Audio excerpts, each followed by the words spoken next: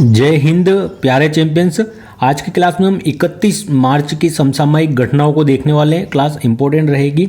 आज का motivation code है, सफलता का मुख्य आधार सकारात्मक सोच और निरंतर प्रयास है। अगर आप सकारात्मक सोच के साथ निरंतर प्रयास करते रहेंगे अपने लक्ष्य के लिए तो आप जरूर है अपने लक्ष्य को प्राप्त करने में सफल होंगे। तो सकारात्मक रहिए, जितनी भी नेगेटिविटी है उसे छोड़िए, सकारात्मकता के साथ आगे बढ़िए और निरंतर प्रयास करते रहिए, आप जरूर सफल हो जाएंगे।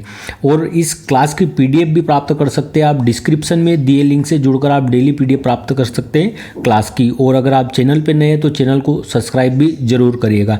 पहला प्रश्न है हमारा, छठे बीमस्टेक शिखर सम्मेलन का मेजबान कौन है? तो छठे नंबर का बीमस्टेक का सम्मेलन होने वाला है कहाँ पर? थाईलैंड में। और यहाँ पर भारतीय प्रधानमंत्री भी शामिल होने के लिए गए हैं।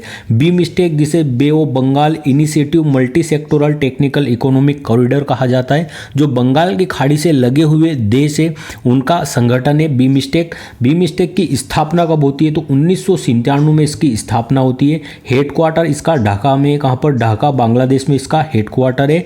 और अगर बात करें तो इसमें कुल देशों की संख्या कितनी है बीमस्टेक में? तो 7 सदस्य देश है इसके।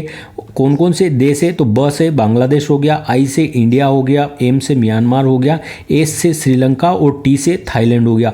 इसके अलावा 2 देश और इसमें बाद में शामिल होते हैं, नेपाल और भूटान। तो ये 7 सदस्य देश है इसके, बांग्लादेश, भारत, म्यांमार, श्रीलंका, थाईलैंड, नेपाल और भूटान। और इसका जो छठे क्रम का शिखर सम्मेलन कहाँ पर होगा? तो 3 अप्रैल 2025 से इसका आयोजन होना है बैंकॉक थाईलैंड में। कहाँ पर? जो थाईलैंड की राजधानी है बैंकॉक, यहाँ पर 3 अप्रैल 2025 से इसका आयोजन होना प्रारंभ होगा। और जो प्रधानमंत्री है, भारतीय प्रधानमंत्री, उन्होंने यहाँ इनको इन्विटेशन भी मिला था। जो हमारी जो प्रधानमंत्री है थाईलैंड की, शिनावात्रा जो प्रधानमंत्री है वर्तमान में थाईलैंड की, इनके द्वारा भारतीय प्रधानमंत्री को निमंत्रण भेजा था भारत को। अगर थीम की बात करें, इसकी थीम क्या है? तो बीमस्टेक समृद्ध, लचीला और खुला। बीमस्टेक समृद्ध, लचीला एंड खुला इसका जो थीम रही है। इसकी थीम क्या है? बीमस्टेक समृद्ध, लचीला और खुला इसकी थीम है। अगर थाईलैंड की ही बात करें तो थाईलैंड की राजधानी क्या है? तो बैंकॉक इसकी राजधानी है थाईलैंड की। बाहट यहाँ की मुद्रा है। और अभी हाल ही में जो म्यांमार में 7.7 जो तीव्रता रिएक्टर तीव्रता का जो भूकंप आया था, इसके बाद अभी अपने यहाँ इमरजेंसी भी किसने घोषित कर दी थी बैंकॉक में? तो थाईलैंड के द्वारा। सफेद हाथियों की भूमि किसे कहा जाता है? थाईलैंड को कहा जाता है। मैत्री युद्ध अभ्यास किसके मध्य होता है? तो जो इंडिया और थाईलैंड के मध्य है, मैत्री युद्ध अभ्यास का आयोजन होता है। ये चीजें आपको ध्यान में रखना है। नेक्स्ट प्रश्न है, हाल ही में भारत सरकार ने म्यांमार को भूकंप से प्रभावित लोगों की मदद के लिए कौन सा ऑपरेशन प्रारंभ किया है? तो भारत ने म्यांमार की सहायता के लिए ऑपरेशन ब्रह्मा अभी प्रारंभ किया है। इसके द्वारा जो राहत सामग्री है, जो मेडिकल की सामग्री है, भारत ने म्यांमार पहुंचाई है। ऑपरेशन ब्रह्मा यह भारत के द्वारा प्रारंभ हुआ है। म्यांमार में जो अभी भूकंप आया है, जो कि 7.7 रिएक्टर तीव्रता का भूकंप था, जिसके कारण यहाँ पर बहुत अधिक तबाही हुई है। तो म्यांमार को में जो भूकंप आया था, इसमें लोगों को राहत पुनर्वास के लिए राहत पहुंचाने के लिए ऑपरेशन ब्रह्मा लॉन्च किया है। ऑपरेशन ब्रह्मा प्रारंभ किया है भारत सरकार के द्वारा। और इसको राहत पहुंचाने के लिए भारत ने कौन कौन से जहाज भेजे? तो जो आईएनएस सतपुड़ा और आईएनएस सावित्री है, इनको जो है यहाँ पर माल लोड करके जो खाद्य सामग्रियाँ है, जो मेडिकल की सामग्रियाँ है, वह पहुँचाई गई है। और भारत की ओर से ही C-130J विमान, भारत की ओर से ही C-130J विमान यह भी गया है। तो आईएनएस सतपुड़ा, आईएनएस सावित्री और C-130J विमान यह भी गया है। कुछ ऑपरेशन की बात कर लेते हैं भारत के द्वारा चलाए गए देशों में। ऑपरेशन दोस्ती, अभी तुर्की और सीरिया में जब भूकंप आया था तब ऑपरेशन दोस्ती चलाया था भारत सरकार ने। ऑपरेशन अजय इजराइल से भारतीयों को लाने के लिए, ऑपरेशन गंगा यूक्रेन से भारतीयों को लाने के लिए, ऑपरेशन इंद्रावती यह हैती में चलाया गया था। ऑपरेशन पोलो 1948 में चलाया था। इसके तहत हैदराबाद को भारत में शामिल किया गया था ऑपरेशन पोलो के तहत। और हैदराबाद का स्वतंत्रता दिवस मनाने की कब घोषणा की है? स्वाधीनता दिवस गृह मंत्रालय ने 17 सितंबर को। ऑपरेशन मेघदूत 1984 में चियासिन फतह के लिए चलाया गया था। सियाचिन किस घाटी में पड़ता है? तो ये नुब्रा घाटी में आता है। किस घाटी में आता है? नुब्रा घाटी में आता है। विश्व का सबसे ऊंचा युद्ध स्थल भी कौन से? सियाचिन ग्लेशियर है। ऑपरेशन पवन कहाँ पर चलाया था हमने? श्रीलंका में चलाया था, जो लिट्टे यहाँ का संगठन है उसके विरुद्ध। ऑपरेशन जीरो आवर यह भारत छोड़ो आंदोलन के समय चलाया गया था 1942 में, और इसके तहत कांग्रेस के जितने भी बड़े नेता थे उन्हें गिरफ्तार कर लिया गया था। ऑपरेशन कैक्टस यह मालदीव में चलाया था। ऑपरेशन कैक्टस हमने कहा मालदीव में चलाया था। ये कुछ ऑपरेशन है जो एग्जाम में पूछ सकते हैं आपसे, इनको भी आपको ध्यान में रखना है। नेक्स्ट प्रश्न है तीसरा हमारा, हाल ही में स्पेस एक्स ने भारत के अंतरिक्ष स्टार्टअप HEX20 के नीला उपग्रह को प्रक्षेपित किया है। यह अंतरिक्ष स्टार्टअप कहाँ स्थित है? इसका जो नीला उपग्रह, इसके द्वारा, इस स्टार्टअप के द्वारा एक उपग्रह बनाया गया है नीला उपग्रह, और इसे किसके द्वारा लॉन्च किया गया है? तो ये कहाँ का स्टार्टअप है? पहली बात केरल का स्टार्टअप है। और लॉन्च किसने किया है? तो स्पेस एक्स ने इसे लॉन्च किया है। नीला उपग्रह इसे लॉन्च किसने किया है? तो स्पेस एक्स के द्वारा इसे लॉन्च किया गया है। और ये किसके द्वारा लॉन्च किया है स्पेस एक्स ने? तो जो ट्रांसपोर्टर 13 मिशन है, ट्रांसपोर्टर 13 मिशन, इसके तहत नीला उपग्रह को लॉन्च किया है स्पेस एक्स ने, ट्रांसपोर्टर 13 मिशन के तहत। इसका निर्माण किसने किया है? तो जो केरल का स्पेस स्टार्टअप है, जो केरल का स्पेस स्टार्टअप है HEX20, इसके द्वारा इस नीला उपग्रह का जो निर्माण किया गया है। इसे लॉन्च करने वाला कौन है? तो स्पेस एक्स है, और ट्रांसपोर्टर 30 मिशन के तहत इसे लॉन्च किया है। नीला उपग्रह इसका नाम क्यों रखा है? तो केरल में एक नदी प्रवाहित होती है भरतपुजा नदी, इसका नाम है, भरतपुजा नदी का ही नाम है नीला नदी, तो इसलिए नीला उपग्रह इसका नाम रखा गया है। अगर बात करें अभी कुछ एक वेधशाला को रिटायर कर दिया गया है, तो गेया अंतरिक्ष वेधशाला इसको रिटायर कर दिया गया है। 2013 में इस अंतरिक्ष वेधशाला को लॉन्च किया गया था, और यूरोपीय स्पेस एजेंसी के द्वारा इसे लॉन्च किया था 2013 में, और अब इसे रिटायर कर दिया गया है। अगर बात करें फर्स्ट भारत का ऐसा राज्य कौन सा है जिसने अपना उपग्रह लॉन्च किया है? तो भारत का ऐसा राज्य जिसने अपना स्वयं का निजी उपग्रह लॉन्च किया है तो वो है असम राज्य, और इसका नाम क्या है? तो असम सेट इसका नाम है। स्पेडेक्स मिशन के तहत इसरो ने किसे लॉन्च किया था? तो स्पेडेक्स मिशन जो इसरो ने भेजा था PSLV-60 के द्वारा भेजा था स्पेडेक्स मिशन को, और जो स्पेस डॉकिंग की गई थी, अर्थात दो उपग्रहों को अंतरिक्ष में जोड़ा गया था आपस में, तो स्पेस डॉकिंग भी स्पेडेक्स मिशन के तहत हुई थी। इसरो का अपना 100वां मिशन कौन सा था? 100वां मिशन तो यह GSLV-F15 के द्वारा लॉन्च किया गया था इसरो ने अपना 100वां मिशन। और NVS-02 जो नेविगेशन सैटेलाइट की दूसरी पीढ़ी का उपग्रह, इसे लॉन्च किया था। और भारत का नेविगेशन, इसका नाम क्या है? तो नाविक है भारत के नेविगेशन का नाम। इसरो के वर्तमान में हेड कौन है? तो वी नारायणन वर्तमान में इसरो के हेड है। कौन है? वी नारायण वर्तमान में इसरो के हेड है। और इसकी स्थापना कब होती है? तो आपको पता ही होगा 15 अगस्त 1969 को इसकी स्थापना होती है। बेंगलुरु में इसका मुख्यालय है। नेक्स्ट प्रश्न देखते हैं, हाल ही में केंद्रीय मंत्री श्री CR पाटिल ने रिपल्स ऑफ चेंज पुस्तक का विमोचन किया है। इस पुस्तक का संबंध किससे है? तो रिपल्स ऑफ चेंज पुस्तक का संबंध किससे? यूनिसेफ से इसका संबंध है। जो यूनिसेफ संस्था है इससे संबंधित थे, और केंद्रीय मंत्री हमारे जो CR पाटिल जी जो कि जल शक्ति मंत्री है, इन्होंने इसे लॉन्च किया है। रिपल्स ऑफ चेंज इस बुक को लॉन्च किया गया है श्री CR पाटिल जी के द्वारा, जो कि हमारे जल शक्ति मंत्री है वर्तमान में। और रिपल्स ऑफ चेंज पुस्तक का संबंध किससे? तो इसका संबंध है यूनिसेफ से संबंधित है यह। और इसमें किस बारे में उल्लेख किया गया है? तो जो ग्रामीण भारत है इसकी 10 कहानियाँ है, हमारे ग्रामीण जो भारत है इसकी 10 कहानियों का इसमें उल्लेख किया गया है। ठीक है, तो और किसके ऊपर है? तो यूनिसेफ के ऊपर यह पुस्तक है। यूनिसेफ की अगर बात करें तो इसका फुल फॉर्म क्या है? तो यूनाइटेड नेशन चिल्ड्रन फंड इसका फुल फॉर्म है। और 1946 में इस संस्था की स्थापना होती है यूनिसेफ की। इसका मुख्यालय कहाँ पर है? तो न्यूयॉर्क में इसका मुख्यालय है। इंपॉर्टेंट ध्यान में रखना है, यूनिसेफ का मुख्यालय कहाँ? न्यूयॉर्क में। और इसका ब्रांड एम्बेसडर किसे बनाया गया है? करीना कपूर इसकी ब्रांड एम्बेसडर है। WTO की अगर बात करें, वर्ल्ड ट्रेड ऑर्गेनाइजेशन, तो इसकी स्थापना 1 जनवरी 1995 को होती है। इसका हेडक्वार्टर कहाँ है? जिनेवा स्विट्जरलैंड में इसका हेडक्वार्टर है। अभी वर्तमान में इसकी हेड कौन है? तो नागोजी ओंकाजा इबेला इसकी हेड है वर्तमान में नाइजीरिया की, और यही इसकी पहली महिला हेड बनने वाली है, नागोजी ओंकाजा इबेला। और अभी इनका 2nd कार्यकाल चल रहा है। अगर WTO की बात करें तो इससे पहले इस जो है WTA वर्ल्ड ट्रेड ऑर्गेनाइजेशन, इसे किस नाम से जाना जाता था? तो इसे GATT के नाम से जाना जाता था, जो टेरिफ एंड ट्रीटी, जो ग्रास टेरिफ एंड ट्रीटी है, इस नाम से इन्हें जानते थे। और 1948 में यह जो है स्थापित हुआ था गेट, लेकिन इसकी जगह WTO की स्थापना 1 जनवरी 1995 को होती है, ये आपको ध्यान में रखना है। IMF की बात करें अगर, 1944 में IMF की स्थापना के लिए ब्रिटन वुड्स सम्मेलन होता है, कब? 1944 में। और इसकी स्थापना कब होती है? तो 1945 में स्थापना होती है IMF और वर्ल्ड बैंक दोनों की। इसलिए वर्ल्ड बैंक और IMF दोनों को क्या कहा जाता है? जुड़वा बहनें कहा जाता है, क्योंकि इनकी स्थापना ब्रिटन वुड्स सम्मेलन के तहत होती है। और वाशिंगटन DC में इनका हेडक्वार्टर, मुख्यालय कहाँ पर है इनका? वाशिंगटन DC में। अगर यूनेस्को की बात करें, यूनेस्को का मुख्यालय कहाँ पर है? तो यूनेस्को का मुख्यालय आपको पेरिस फ्रांस में देखने को मिलेगा। 1945 में इसकी स्थापना होती है यूनेस्को की। और वर्तमान में इसके हेड कौन है? तो आंद्रे अजोले जी वर्तमान में यूनेस्को के हेड है। और भारत में वर्तमान में कितने स्थल यूनेस्को की विश्व विरासत सूची में शामिल है? तो भारत के 43 स्थल, वर्तमान में जो 43 स्थल है यूनेस्को की विश्व विरासत सूची में शामिल है। और कितनी अमूर्त धरोहर है जो यूनेस्को में शामिल है?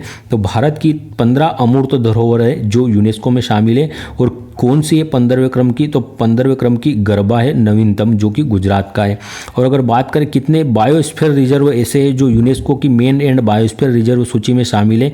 तो भारत के 12 बायोस्फीयर रिजर्व जो यूनेस्को की मेन एंड बायोस्फीयर रिजर्व सूची है इसमें शामिल है। और कुल कितने बायोस्फीयर रिजर्व है भारत में वर्तमान में? तो कुल 18 बायोस्फीयर रिजर्व है। नेक्स्ट प्रश्न देखते हैं हम, 5वां, हाल ही में विंडहेम कैंपबेल पुरस्कार से किसे सम्मानित किया गया है? तो विंडहेम कैंपबेल पुरस्कार से राणा दास गुप्ता जी को सम्मानित किया गया है। राणा दास गुप्ता जी को ने, तो ये भारतीय मूल के ब्रिटिश लेखक है, भारतीय मूल के ब्रिटिश लेखक है राणा दास गुप्ता जी, इन्हें सम्मानित किया गया है विंडहेम कैंपबेल पुरस्कार से। राणा दास गुप्ता जी को सम्मानित किया गया है, भारतीय मूल के ब्रिटिश लेखक है यह। और अपनी पुस्तक, जो इनकी पुस्तक है राणा दास गुप्ता जी की, capital a portrait life, capital a portrait life 2021, capital a portrait life, capital A portrait of 2021, capital A portrait of 2021 इसका बुक का नाम है। और दिल्ली के जो हमारी कैपिटल है, दिल्ली राजधानी, इसके ऊपर लिखी गई है। इन्होंने एक अपना जो समय है, लंबा समय दिल्ली में, अब जो राजधानी है दिल्ली, यहाँ पर भी व्यतीत किया है, इसलिए इन्होंने दिल्ली के ऊपर बुक लिखी है कैपिटल अ पोर्ट्रेट ऑफ 2021। और भारतीय मूल के ब्रिटिश लेखक है राणा दास गुप्ता जी। इनकी नेक्स्ट बुक, अगली बुक कौन सी आने वाली है? तो आफ्टर नेशंस इनकी अगली बुक आ सकती है इस साल के अंतिम तक। अगर बात करें अभी हाल ही में विनोद कुमार शुक्ल जी को कौन सा अवार्ड मिला है? तो पहली बात कहाँ के? छत्तीसगढ़ के विनोद कुमार शुक्ल जी। और उन्हें 59वें क्रम का जो ज्ञानपीठ पुरस्कार प्राप्त हुआ है और हिंदी भाषा के लिए दिया गया है। और छत्तीसगढ़ के हिंदी भाषा के लिए जो ज्ञानपीठ पुरस्कार प्राप्त करने वाले पहले व्यक्ति है विनोद कुमार शुक्ल जी। इससे पहले 58वें क्रम का ज्ञानपीठ पुरस्कार किसे दिया गया था? तो यह 2 व्यक्ति को दिया गया था, जो रामभद्राचार्य, जगत गुरु रामभद्राचार्य और गुलजार साहब उर्दू के लिए इन्हें दिया गया था। अभी हाल ही में जो साधु भद्रेश दास जी है, साधु भद्रेश दास जी, इन्हें किस अवार्ड से सम्मानित किया गया है? तो के बिरला फाउंडेशन के द्वारा दिया जाता है, जो सरस्वती सम्मान, इससे सम्मानित किया गया है साधु भद्रेश दास जी को। मसाकी कासीवारा अभी इन्हें किस अवार्ड से सम्मानित किया गया है? तो जो एबल पुरस्कार है, एबल पुरस्कार जो कि गणित का नोबेल कहलाता है, तो एबल पुरस्कार से इन्हें सम्मानित किया गया है। और जापान के रहने वाले मासाकी।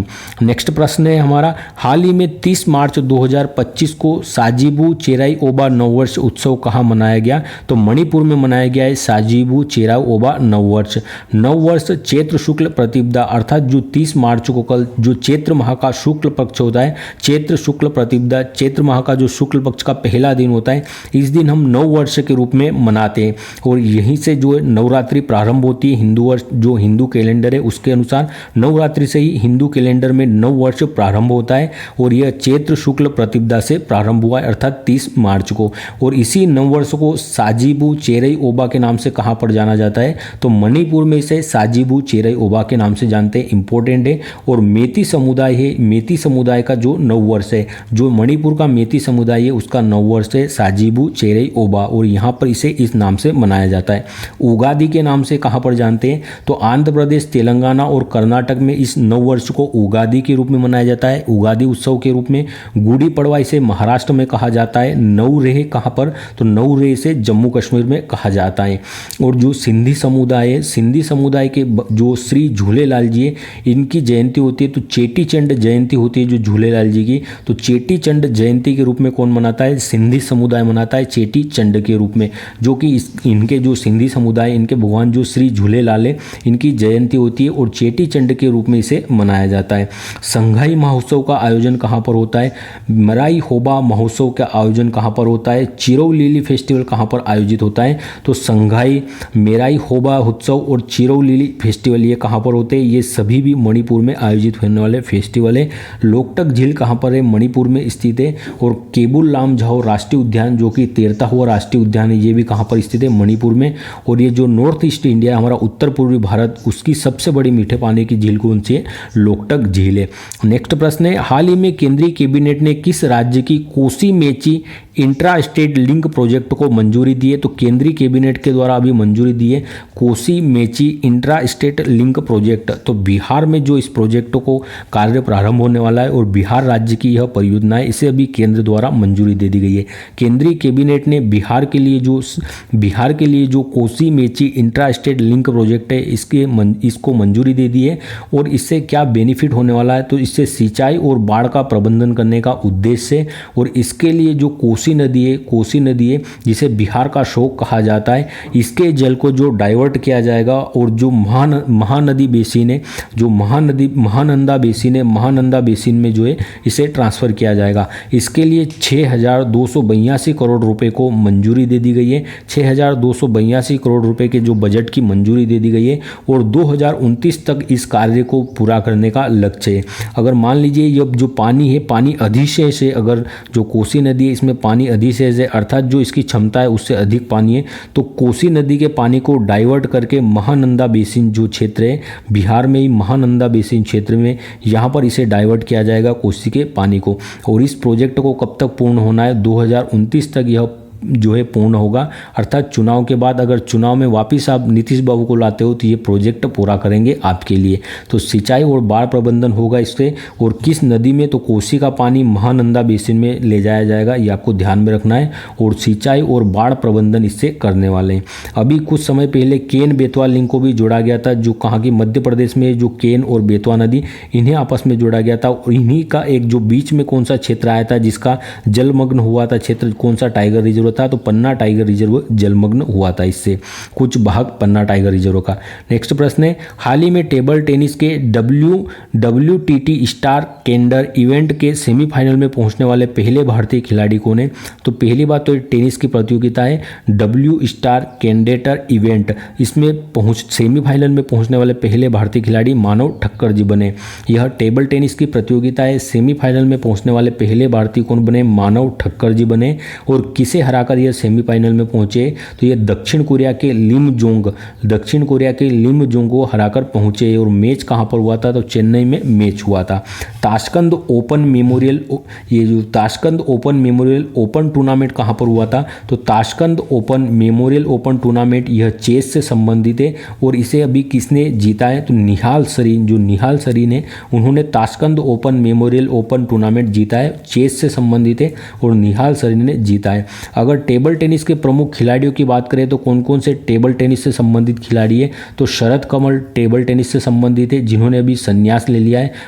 हमारी मानिका बत्रा जी और श्रीजा अकुला, इनका संबंध किससे, टेनिस से, टेबल टेनिस से। कहाँ से संबंधित है, तो टेबल टेनिस की खिलाड़ी है यह। नेक्स्ट प्रश्न है, हाल ही में अंतर्राष्ट्रीय शून्य अवशिष्ट दिवस 2025 कब मनाया गया, तो अंतर्राष्ट्रीय शून्य अपशिष्ट दिवस 2025 30 मार्च को मनाया गया। शून्य अपशिष्ट दिवस, जीरो वेस्ट डे कब मनाया गया, 30 मार्च को मनाया गया। और इसका इवेंट का आयोजन कहाँ पर हुआ है, तो यूनाइटेड नेशन इन्वायरमेंट प्रोग्राम जो UNEP है, इसका मुख्यालय जहाँ पर नरोबी केन्या नरोबी में इसका मुख्यालय है, यहाँ पर इसका आयोजन हुआ है शून्य अपशिष्ट दिवस का। 2022 में इसे मनाने की घोषणा होती है कि 30 मार्च को जीरो वेस्ट डे मनाया जाएगा। और इस बार की थीम क्या रखी गई है, तो toward zero waste in fashion and textile, अर्थात जो फैशन और टेक्सटाइल इंडस्ट्री है, इस क्षेत्र में जो वेस्ट है इसको रीयूज़ करना, इस वेस्ट को कम करना, टेक्सटाइल और जो फैशन क्षेत्र है इस क्षेत्र में। तो toward zero waste in fashion and textile इसकी थीम रखी गई है। राजस्थान का स्थापना दिवस भी कब मनाया गया है, तो 30 मार्च को राजस्थान का स्थापना दिवस भी हमने मनाया है। नेक्स्ट प्रश्न है, हाल ही में चर्चा में रहे न्यूक्लियर मिशन के तहत वर्ष 2047 तक कितनी परमाणु ऊर्जा उत्पादन क्षमता स्थापित करने का लक्ष्य रखा है। तो भारत जब तक विकसित भारत बनने का भारत ने लक्ष्य रखा है, या जब तक भारत अपना 100वां स्वतंत्रता दिवस मनाने वाला होगा, तब भारत ने कितनी परमाणु ऊर्जा क्षमता का लक्ष्य रखा है, तो 100 गीगावाट जो परमाणु क्षमता इसका लक्ष्य रखा है भारत ने। न्यूक्लियर मिशन के तहत स्वच्छ और स्थायी ऊर्जा का उत्पादन करना लक्ष्य है भारत का, और न्यूक्लियर एनर्जी रहने वाली है। और भारत का कितना टारगेट है न्यूक्लियर मिशन के तहत जो न्यूक्लियर एनर्जी इसका उत्पादन का, तो 2047 तक 100 गीगावाट क्षमता इसकी उत्पादन करने का लक्ष्य रखा है भारत ने। 100 गीगावाट अर्थात 1 लाख मेगावाट 2047 तक, जब हम आज़ादी की 100वीं सालगिरह मना रहे होंगे और विकसित भारत का हमारा टारगेट भी 2047 तक है, तब तक 100 जो गीगावाट है यह जो न्यूक्लियर एनर्जी है उसके उत्पादन का लक्ष्य रखा गया है। वर्तमान में हमारी न्यूक्लियर जो एनर्जी है, न्यूक्लियर के द्वारा हम कितनी बिजली उत्पादित करते हैं, तो 8.18 गीगावाट बिजली को भी उत्पादन किया जाता है। 1 गीगावाट बराबर कितने होते हैं, तो 10⁻9 वोट होते 1 गीगावाट बराबर, और 1 मेगावाट बराबर 10⁻6 वोट रहते हैं। 1 मेगावाट बराबर 10⁻6 वोट और 1 गीगावाट बराबर 10⁻9 वोट होता है। अब भारत के कुछ परमाणु संयंत्र हैं, उन्हें देख लेते हैं। काकरापारा परमाणु संयंत्र कहाँ पर स्थित है, गुजरात में स्थित है। तारापुर ये महाराष्ट्र में स्थित परमाणु संयंत्र है। केगा कहाँ स्थित है, कर्नाटक में स्थित है। कलपक्कम कहाँ पर स्थित है और कुडनकुलम, तो यह तमिलनाडु में स्थित है कलपक्कम और कुडनकुलम। और नरोरा कहाँ पर है, तो उत्तर प्रदेश में स्थित परमाणु संयंत्र है नरोरा।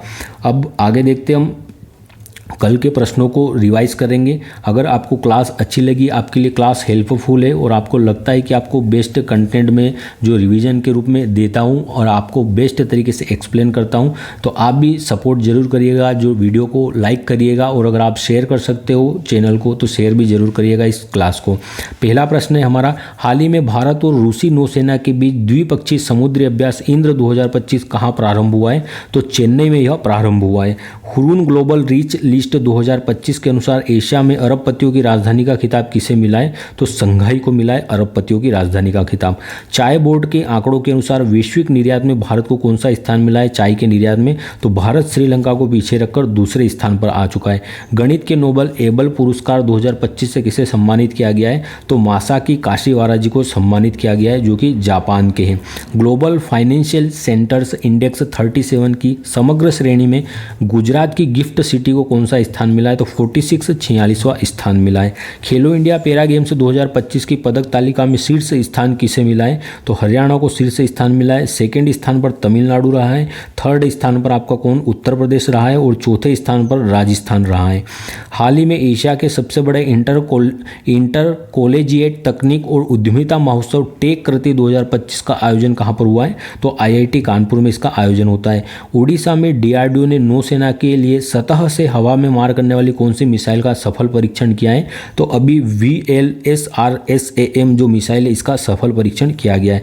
भारत के किस पड़ोसी देश में 7.7 तीव्रता का शक्तिशाली भूकंप आया है, तो म्यांमार में आया है, और अभी कौन सा ऑपरेशन ब्रह्मा चलाया गया है इसके लिए। हाल ही में सार्वभौमिक स्वीकृति दिवस 2025 कब मनाया गया, 28 मार्च को मनाया जाता है सार्वभौमिक स्वीकृति दिवस। अब आज के प्रश्नों को देख लेते हैं। छठे बिमस्टेक शिखर सम्मेलन का मेजबान कौन होगा, थाईलैंड होने वाला है।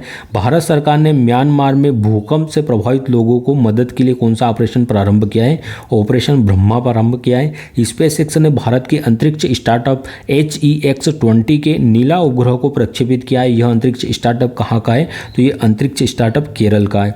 केंद्रीय मंत्री श्री CR पाटिल ने रिपल्स ऑफ चेंज पुस्तक का विमोचन किया है। इस पुस्तक का संबंध किससे, तो यूनिसेफ से संबंधित है यह पुस्तक। विंडहेम कैंपबेल पुरस्कार से किसे सम्मानित किया गया है, तो जो विंडहेम कैंपबेल पुरस्कार है राणा दास गुप्ता जी को सम्मानित किया गया है विंडहेम कैंपबेल पुरस्कार से। 30 मार्च 2025 को साजिबू चेराई उबा नववर्ष उत्सव कहाँ मनाया गया है, तो यह कहाँ पर मनाया जाता है, मणिपुर में। केंद्रीय कैबिनेट ने किस राज्य की Kosi Mechi intra state link project को मंजूरी दी है। तो यह बिहार की है, Kosi Mechi intra state link project.